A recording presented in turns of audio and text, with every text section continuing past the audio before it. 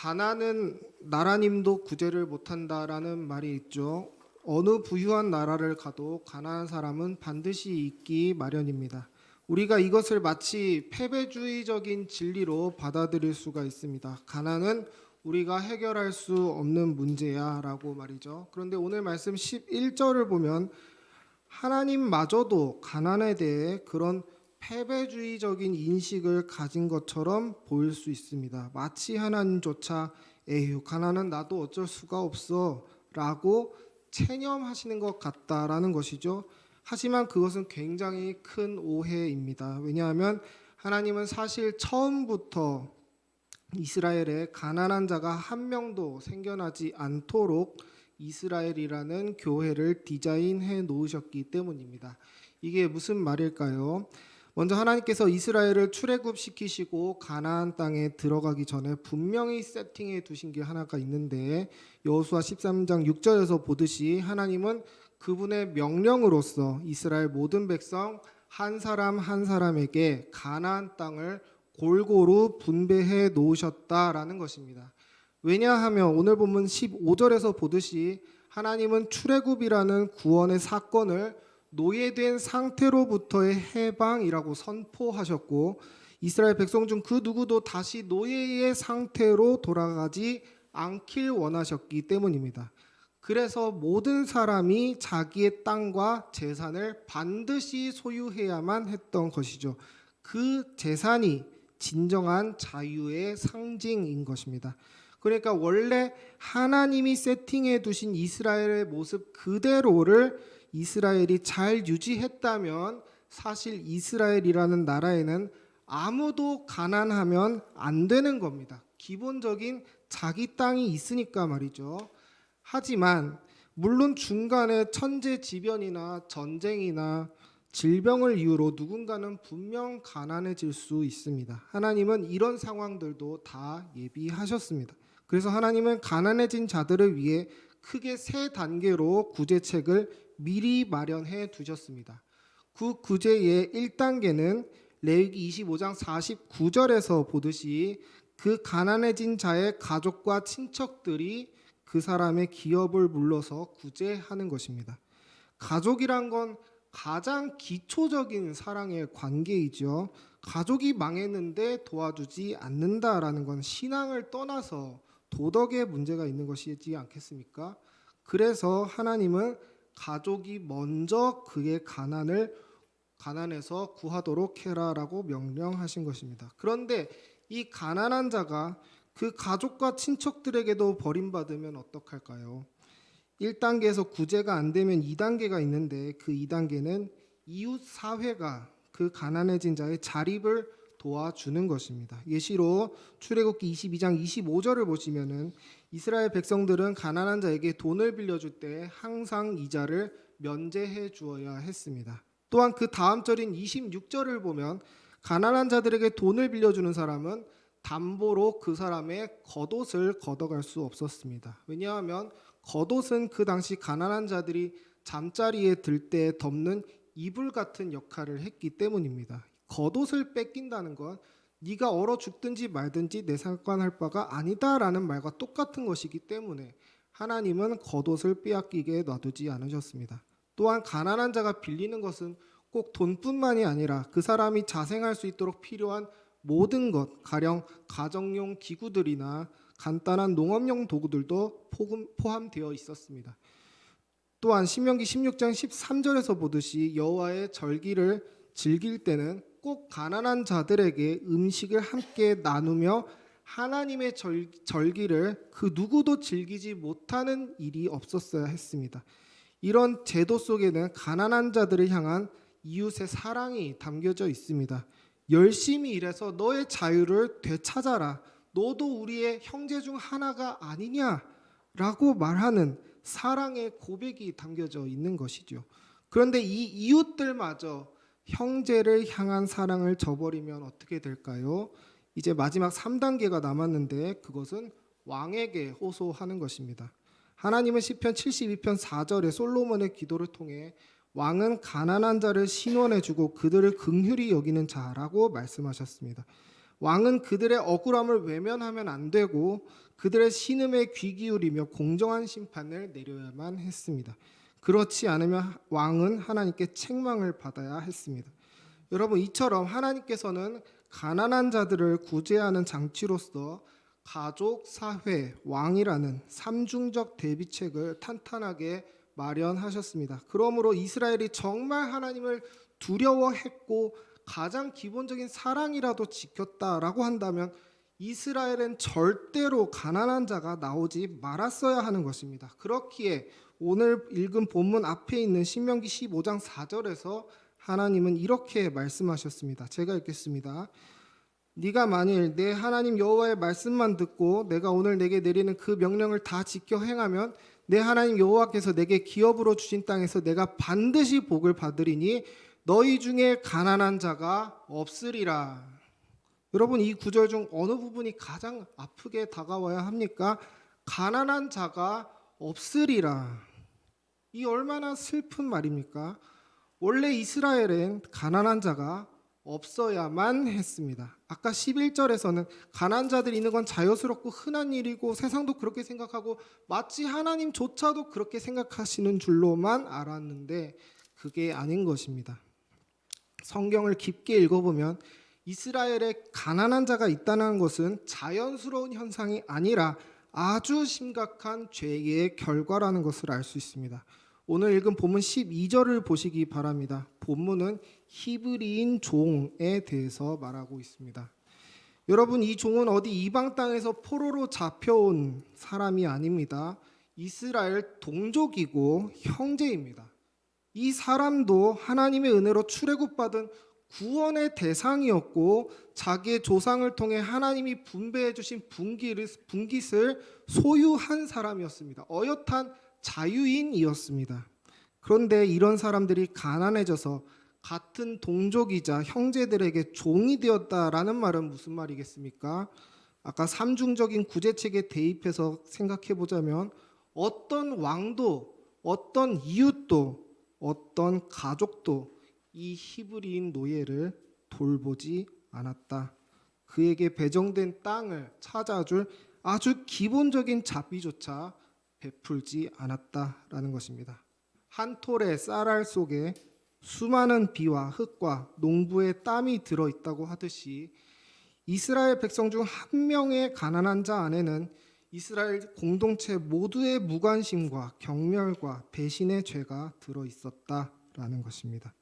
저는 이것을 죄의 침투라고 표현하고 싶습니다. 이스라엘이라는 교회 속에 형제에게 무관심하고 형제의 아픔에 공감할 줄 모르는 사랑 없음이라는 죄가 침투한 것입니다. 그러므로 오늘 본문 11절에서 가난이 항상 우리와 함께 있다라는 말은 단순히 가난이라는 현상이 자연스럽다고 하는 것이 아니라 무엇을 말하는 겁니까? 형제를 향한 우리의 무관심이라는 죄가 우리 교회 공동체 안에 항상 침투해 들어온다.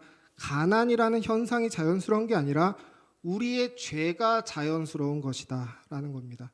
그러므로 하나님은 오늘 본문 전체를 통해서 자비로서 이 죄를 너가 끊어내라 라고 명령하고 계십니다. 아무도 이 사람에게 보여주지 않았던 그 형제의 사랑을 내 말을 듣고 있는 바로 너가 지금 실행하라 라고 말씀하시는 겁니다.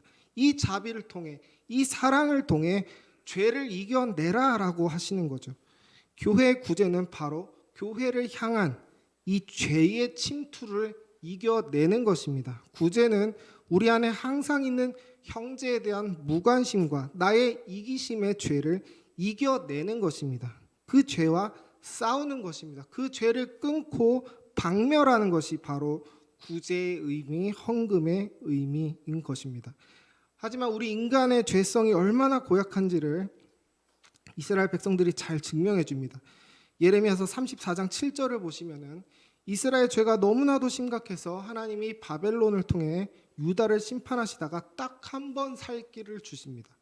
하나님이 너희가 제발 이거라도 하면 내가 바벨론을 물리쳐 줄게라고 하셨는데 그때 요구하신 게 딱 한 가지가 뭐였냐면은 예레미야서 34장 9절입니다.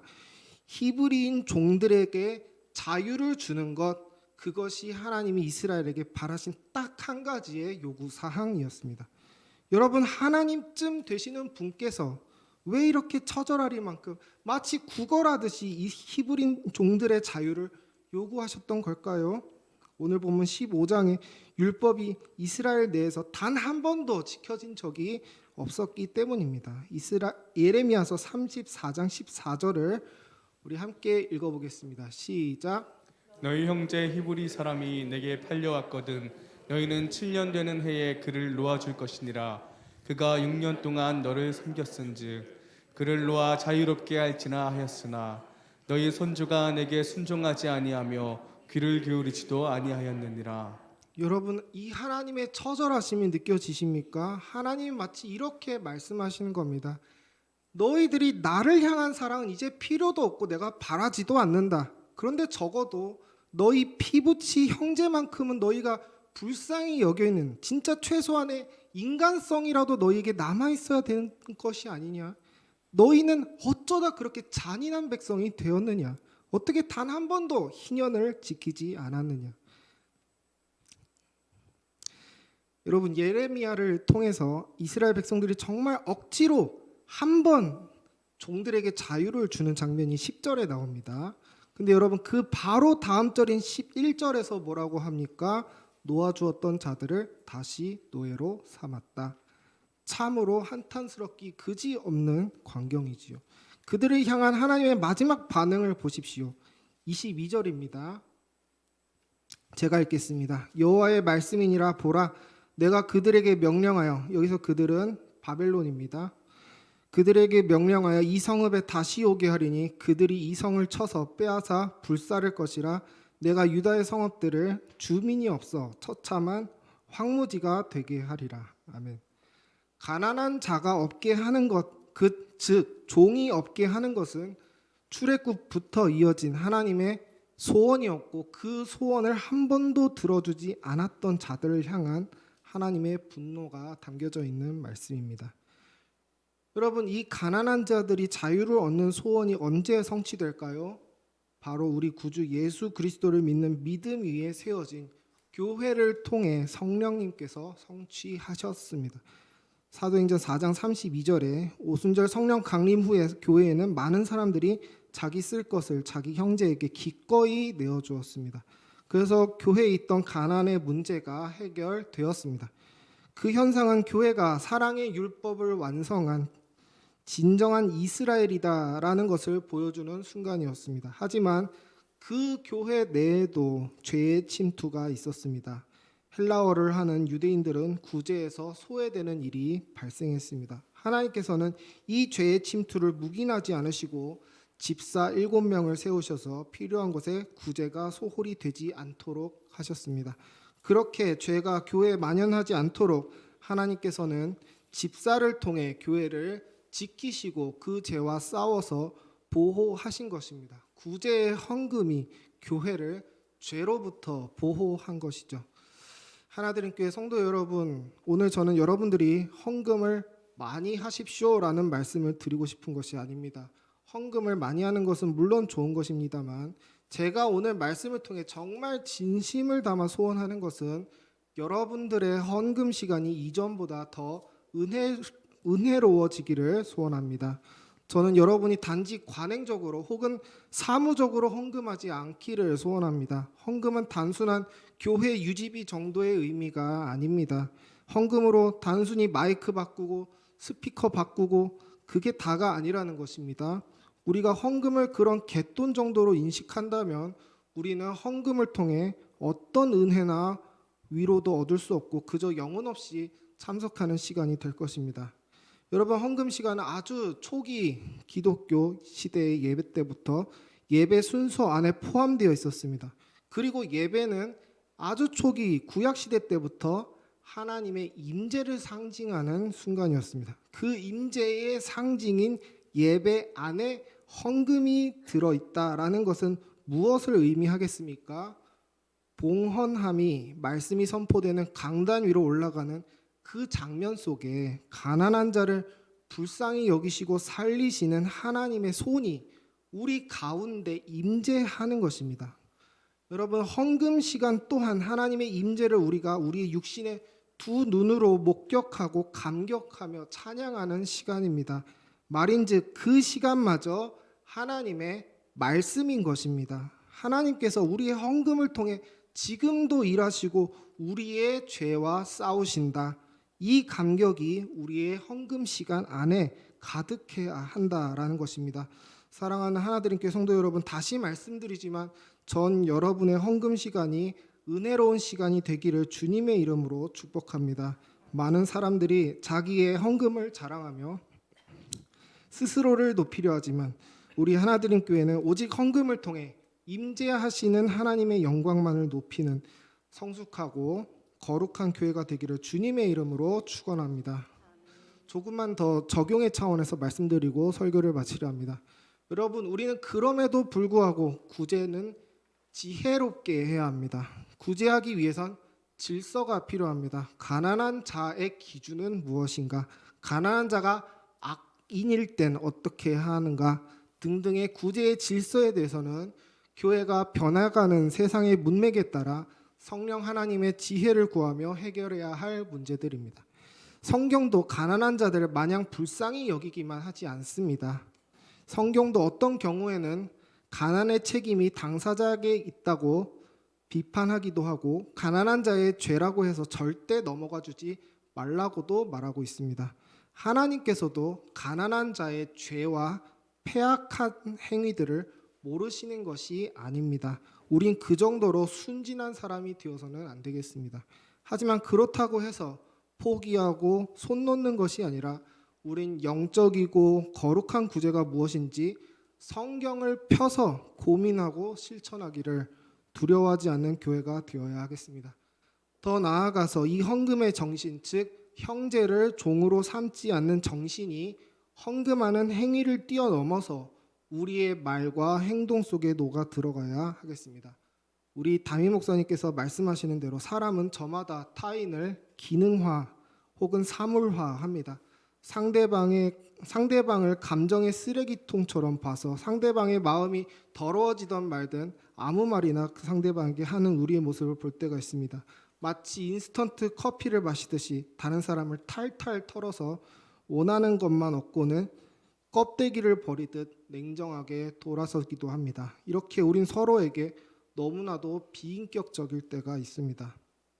제가 노홍철이라는 예능인이 아마 노르웨이에 여행을 갔던 이야기를 해주는 걸 들었던 게 기억이 납니다.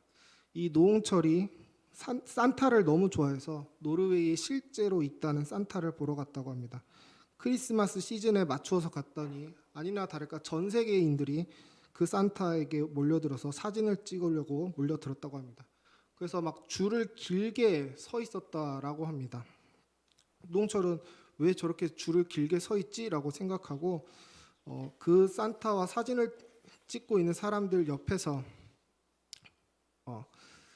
그 사람들과 사진을 찍어주는 산타를 옆에서 그냥 신기해서 핸드폰으로 사진을 찍었다라고 합니다. 근데 갑자기 산타가 버럭 화를 내면서 Hey, line, you line 이랬다는 겁니다. 노홍철이 당황해서 보니까 산타랑 정식으로 사진을 찍게 해주는 사진 기사가 있는데 그 사진 기사에게 사진을 찍어야만 한다는 것입니다. 그 사진 기사는 8만 원 정도를 받고 정식으로 사진을 찍어준다고 합니다. 산타가 그 사진 기사랑 뭔가 계약이 있었겠죠. 그러니까 그냥 노홍철처럼 핸드폰으로 사진 찍는 거를 보고 산타가 극대노한 겁니다. 그래서 노홍철이 8만 원을 내고 그 긴 줄을 기다려서 마침내 정식으로 산타한테 갔는데 아까 자기한테 극대노했던 할아버지는 온데간데가 없고 산타가 돌변해서 세상 따뜻한 얼굴로 노홍철을 맞아주면서 넌 이름이 뭐니? 어디서 왔니? 서울에서 왔니? 나도 거기 가봤단다. 이렇게 거짓말처럼 변해 있었다라는 것입니다. 여러분, 이 산타 눈에는 노홍철이라는 사람이 뭘로 보였던 걸까요? 여러분, 우리의 마음과 우리 속에도 그런 8만 원짜리 산타가 있진 않았는지 돌아봤으면 좋겠습니다.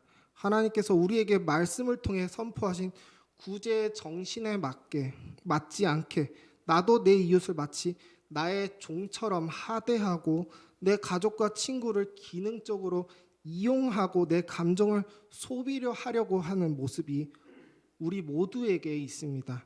그런 우리의 지독한 죄성에다 대고 예수님이 외치십니다. 종을 부리려고 하지 말고 너희가 종이 되어 주어라. 내가 너희에게 그렇게 했던 것처럼. 말씀을 정리하겠습니다.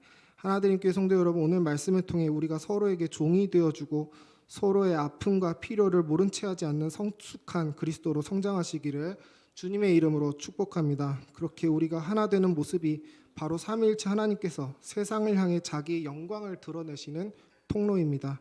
우리가 하나됨은 말에서 그치는 것이 아니라 헌금이라는 구체적인 실물을 통해서도 드러납니다. 오늘 말씀을 통해 여러분의 헌금 생활이 전보다 은혜로운 시간이 되어서 세상이 줄 수 없는 구제의 거룩한 기쁨을 하나드림교회 안에서 풍성하게 누리시는 저와 여러분이 되기를 주님의 이름으로 축원합니다.